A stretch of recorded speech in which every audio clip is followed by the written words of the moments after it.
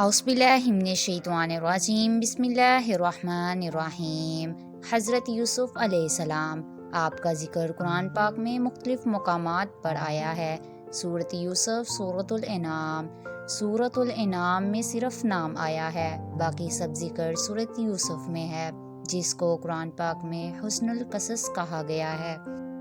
यूसुफ़ इब्ने याक़ूब इब्ने इसहाक़ इब्ने इब्राहीम अलैहिस्सलाम। यूसुफ़ अलैहिस्सलाम की वालिदा राहेल बिन्ते लाबान थी। हज़रत याक़ूब अलैहिस्सलाम को हज़रत यूसुफ़ अलैहिस्सलाम से बड़ी मोहब्बत बल्कि इश्क था। किसी वक्त भी इनका जुदा होना गवारा न करते थे। हज़रत यूसुफ़ अलैहिस्सलाम की पेशानी में नूरे नबूवत चमकता था, जिसको याक़ूब अलैहिस्सलाम पहचानते थे, इसीलिए इनसे मोहब्बत ज़्यादा थी। सूरह यूसुफ़ का शाने नज़ूल ये है कि एक दिन कफ़ारे मक्का ने सरवर आलम सल्लल्लाहु अलैहि वसल्लम के मुतल्लिक़ यहूदियों से ये दरियाफ़्त किया कि इस मधी नबूवत को लाजवाब करने की कोई सूरत बताओ, ताकि हम इससे दरियाफ़्त करें और ये लाजवाब हो जाए। यहूदियों ने कहा कि तुम इससे दरियाफ़्त करो कि याक़ूब अलैहिस्सलाम की औलाद शाम से मिस्र क्यों मुंतकिल हुई, और यूसुफ़ के मुतल्लिक़ जो वाक़यात हैं इनकी तफ़सील क्या है। अगर ये नबी हुआ तो बता देगा, वरना नहीं। तो कफ़ारे मक्का ने दोनों सवाल जनाबे सरवर आलम सल्लल्लाहु अलैहि वसल्लम के सामने पेश कर दिए। आपने वही इलाही के ज़रिए सब जवाब दे दिए, जैसा कि अरशाद रब्बानी है, तिल्का आयतुल किताबिल मुबीन इन्ना अंज़लनाहु क़ुरआनन अरबिय्यन लअल्लकुम ताक़िलून नहनु नक़ुस्सु अलैका अहसनल क़ससि बिमा औहैना इलैका हाज़ल क़ुरआन व इन कुन्त मिन क़ब्लिही लमिनल गाफ़िलीन। ये रोशन किताब की आयतें हैं। हमने इस कुरान को अरबी में नाजिल किया है ताकि तुम समझ लो ए पैगंबर, हम इस कुरान के ज़रिए जो हमने तुम्हारी तरफ भेजा है एक निहायत अच्छा किस्सा सुनाते हैं, और तुम इससे पहले बेखबर थे। इन वाक़यात का हासिल ये है कि जब हज़रत याक़ूब अलैहिस्सलाम अपनी तमाम औलाद में हज़रत यूसुफ़ अलैहिस्सलाम से पचीदा मोहब्बत रखते थे, तो बाकी भाइयों के लिए ये निहायत शाक और नाकाबिले बर्दाश्त था। वो हर वक्त इस फ़िक्र में होते थे कि हज़रत याक़ूब अलैहिस्सलाम के दिल से हज़रत यूसुफ़ अलैहिस्सलाम की मोहब्बत निकाल दी जाए। इसी दौरान यूसुफ़ अलैहिस्सलाम ने ख्वाब देखा कि 11 सितारे और चाँद और सूरज मेरे सामने सजदा कर रहे हैं।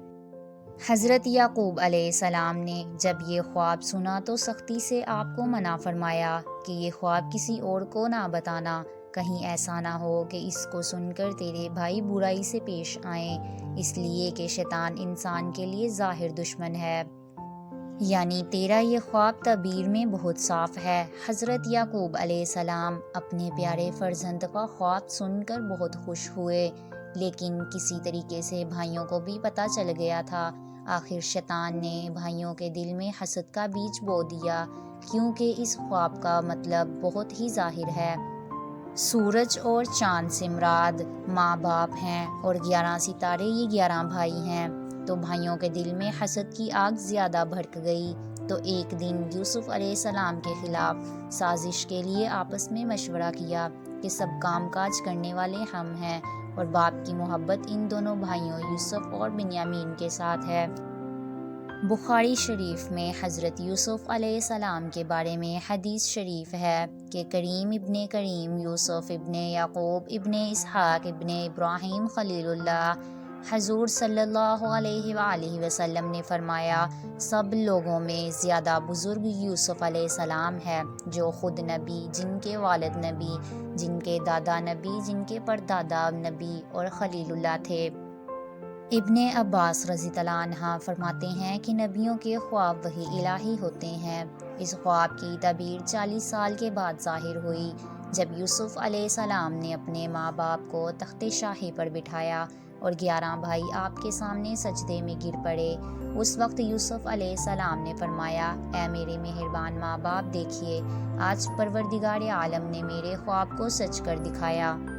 حضور صلی اللہ علیہ وآلہ وسلم نے فرمایا کہ تم لوگ کوئی اچھا خواب دیکھو تو خیر سے بیاں کر دو، اور جو شخص برا خواب دیکھے تو کروٹ بدل کر 3 دفعہ خدا کی اس کی برائی سے پناہ مانگے، اور کسی سے اس کا ذکر نہ کرے تو وہ خواب اس کو نقصان نہ دے گا۔ اور روضۃ الاصفیاء میں ہے کہ حضرت یوسف علیہ السلام چھوٹی عمر میں اپنے والد حضرت یعقوب علیہ السلام کی گود میں سو گئے۔ جب نیند سے بیدار ہوئے تو چہرہ مانند آفتاب کے چمکتا تھا۔ باپ نے دریافت کیا، بیٹا کیا حال ہے؟ فرمایا، میں نے عجیب خواب دیکھا ہے کہ میں ایک پہاڑ پر ہوں اور اس کے ارد گرد آب رواں ہے اور بہت سبزہ اور پھولوں کے سبب گویا ایک بہشتان ہے۔ 11 ستارے اور چاند اور سورج آسمان سے اترے اور مجھ کو سجدہ کیا، اس لیے میں گھبرا کر بیدار ہوا ہوں۔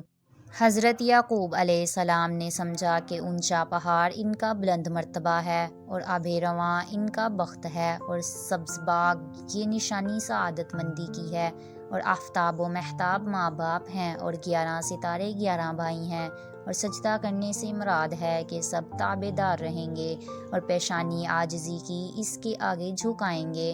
اس خواب کی تعبیر صاف ظاہر تھی، اس لیے باپ نے پیارے بیٹے کو منع فرما دیا کہ اگر اس خواب کا حال تیرے بھائیوں تک پہنچ گیا تو ہر ایک اسے جھوٹا سمجھ کر تیرا دشمن ہو جائے گا۔ لیکن بھائی تھوڑے دنوں میں اس خواب سے خبردار ہو گئے اور حسد سے حضرت یوسف علیہ السلام کو اجزا دینے کو تیار ہو گئے، اور رویائیل جو سب سے دانا تھا اس کے پاس سب جمع ہو گئے کہ یوسف علیہ السلام باپ کو جھوٹی خوابیں بنا کر سناتا ہے۔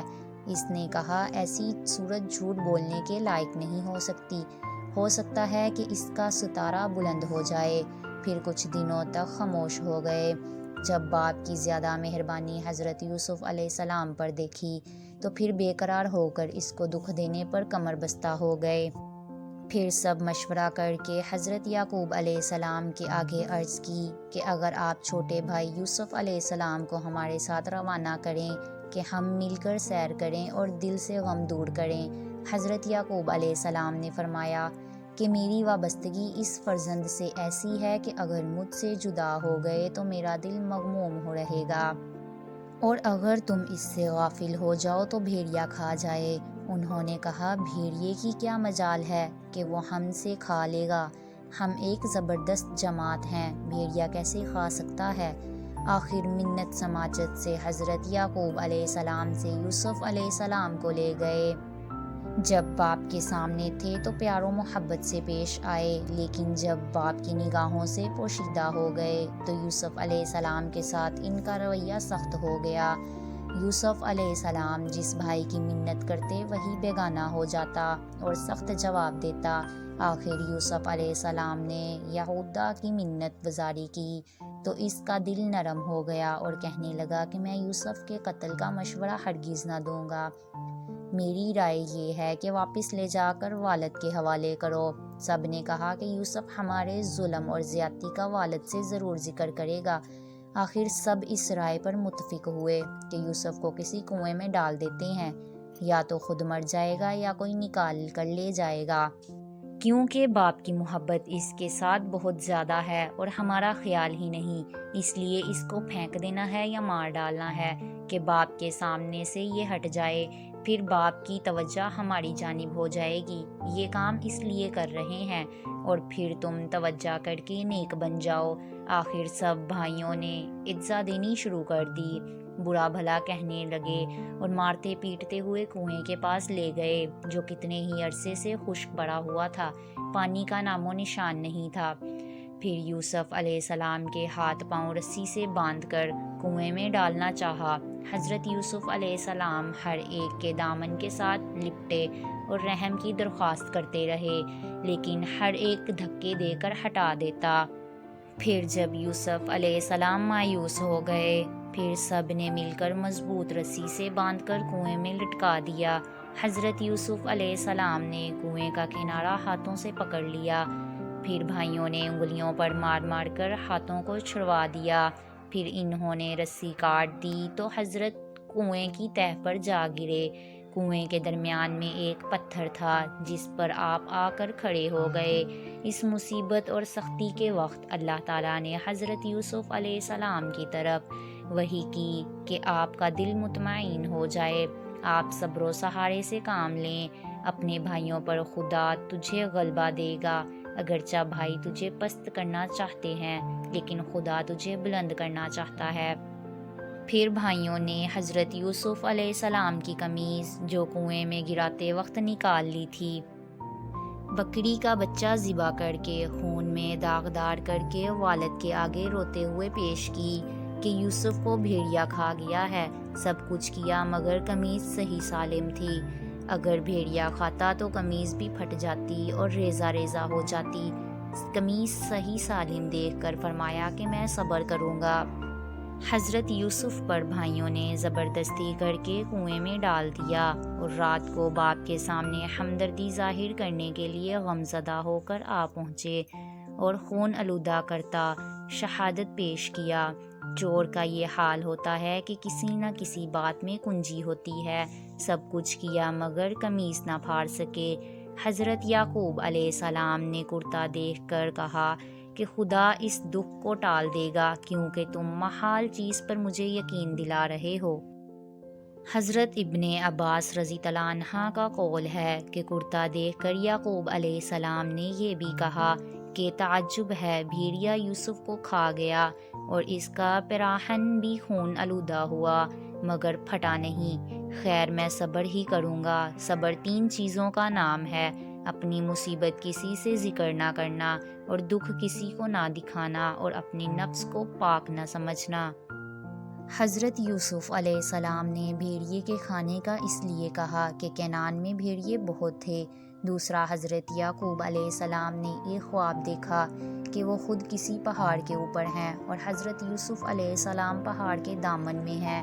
اچانک حضرت یوسف علیہ السلام کو 10 بھیڑیوں نے گھیر لیا اور ان پر حملہ کرنا چاہا مگر ان میں سے ایک بھیڑیے نے مدافعت کر کے بچا لیا۔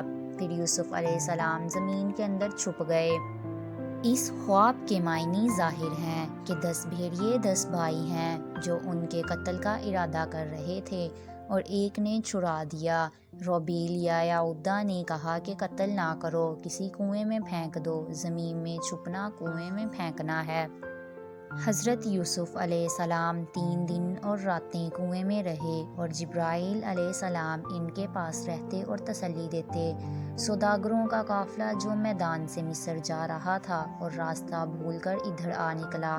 صبح کو قافلے کے سردار نے 2 غلاموں کو کنویں پر پانی کے لیے بھیجا۔ جب انہوں نے اپنا ڈول کنویں میں پھینکا تو حضرت جبریل علیہ السلام نے حضرت یوسف علیہ السلام کو ڈول میں بٹھا دیا۔ غلاموں نے جب ڈول کھینچا تو دیکھا کہ ڈول میں ایک نہایت ہی خوبصورت لڑکا ہے۔ ان کے منہ سے بے اختیار یہ کلمہ نکلا، یا بشریٰ ھذا غلام۔ پھر بھائیوں نے اسے بہت ہلکی قیمت میں جو چند درہم تھے بیچ ڈالا، اور وہ تو یوسف علیہ السلام کے بارے میں بہت بے رغبت تھے۔ حضرت یوسف کو اکیلے اندھیرے کنویں میں 3 دن گزارے اور بھائی بھی ارد گرد پھرتے رہتے تھے کہ یوسف کے ساتھ کیا ہوتا ہے۔ کہ ایک قافلہ آیا، انہوں نے یوسف علیہ السلام کو کنویں سے نکالا۔ نکالنے والے کا دل باغ باغ ہو گیا، بے اختیار اس کے منہ سے یہ نکلا کہ یا بشریٰ ھذا غلام۔ اور سعدی رحمۃ اللہ کہتے ہیں کہ پانی کے لیے بھیجنے والے کا نام بشریٰ تھا، اس لیے ڈول نکالنے والے نے کہا یا بشریٰ ھذا غلام، کہ اے بشریٰ یہ تو عجیب نورانی لڑکا ہے۔ بھائیوں کو جب معلوم ہوا کہ تاجروں نے حضرت یوسف علیہ السلام کو کنویں سے نکال دیا ہے تو انہوں نے یوسف کو بہت کم قیمت پر فروخت کر دیا۔ اور یوسف علیہ السلام کے بھائی تو ایسے تھے کہ اگر قیمت نہ ملتی تو پھر بھی دے دیتے۔ حضرت یوسف علیہ السلام کی زندگی کا یہ پہلو کیسی عظمتوں والا ہے کہ چھوٹی عمر میں والدہ کا گزر جانا، پھر باپ کی آغوش محبت میں پرورش کرنا، پھر جلدی بھائیوں کی طرف سے بے وفائی اور باپ سے جدائی، پھر آزادی کے بجائے غلامی نصیب ہوئی۔ پھر سوداگروں نے حضرت یوسف علیہ السلام کو اونٹ پر بٹھا کر مصر کا راستہ اختیار کیا۔ اور روایات میں یوں بھی آتا ہے کہ راستے میں یوسف علیہ السلام کی والدہ حضرت راحیل کی قبر تھی۔ اس کے قریب سے جب اونٹ گزرا تو حضرت یوسف علیہ السلام روتے روتے بے ہوش ہو کر گر پڑے اور قبر پر روتے رہے۔ آگے چلتے چلتے قافلہ والوں نے دیکھا کہ حضرت یوسف علیہ السلام اونٹ پر نہیں۔ قافلے والے واپس ہو کر راستے پر ڈھونڈتے رہے۔ جب یوسف علیہ السلام کو قبر پر روتے دیکھا تو ایک سوداگر نے حضرت یوسف علیہ السلام کے منہ مبارک پر ایک تھپڑ مارا، جس سے آپ کا منہ مبارک سرخ ہو گیا۔ رو کر خدا سے یوسف علیہ السلام نے فریاد کی تو فوراً آندھی، غبار اور طوفان آ گیا۔ آخر انہوں نے جان لیا کہ یہ بلا اسی ظلم کے بدلے ہوئی۔ یوسف علیہ السلام کی منت وزاری کی تو یوسف علیہ السلام کی دعا سے وہ طوفان ہٹ گیا۔ پھر اس کے بعد یوسف علیہ السلام کی بڑی تعظیم کرنے لگے۔ مصر تک کئی ایسے واقعات گزرے جو یوسف علیہ السلام کی بزرگی اور عظمت کو دکھا رہے تھے۔ جب قافلہ مصر پہنچا تو فروخت کے وقت حضرت یوسف علیہ السلام نے فرمایا، جو کوئی مجھے خریدے گا خوش ہو جائے گا۔ پھر عزیز مصر نے آپ کو خرید لیا اور عزیز مصر مسلمان تھا۔ حضرت یوسف علیہ السلام ایک غلام کی حیثیت سے مصر میں داخل ہوئے۔ جب قافلے والوں نے یوسف علیہ السلام کو مصر لے جا کر فروخت کرنے کا اعلان کیا تو لوگوں نے بڑھ چڑھ کر قیمتیں لگانا شروع کیں، یہاں تک کہ یوسف علیہ السلام کے وزن کے برابر سونا اور اسی قدر مشک اور ریشمی کپڑے قیمت لگ گئی۔ لیکن یہ دولت اللہ تعالیٰ نے عزیز مصر کے لیے مقدر کر دی تھی۔ اس نے یہ چیزیں قیمت میں ادا کر کے حضرت یوسف علیہ السلام کو خرید لیا۔ ابن کثیر میں ہے کہ یہ مصر کا وزیر خزانہ تھا، جس کا نام اطفیر یا قطفیر تھا، اور بادشاہ اس زمانے کا قوم عمالقہ کا آدمی تھا، جس کا نام ریحان بن ولید تھا، جو بعد میں حضرت یوسف علیہ السلام کے ہاتھ پر سلام لایا تھا اور یوسف علیہ السلام کی موجودگی میں اس کا انتقال ہوا۔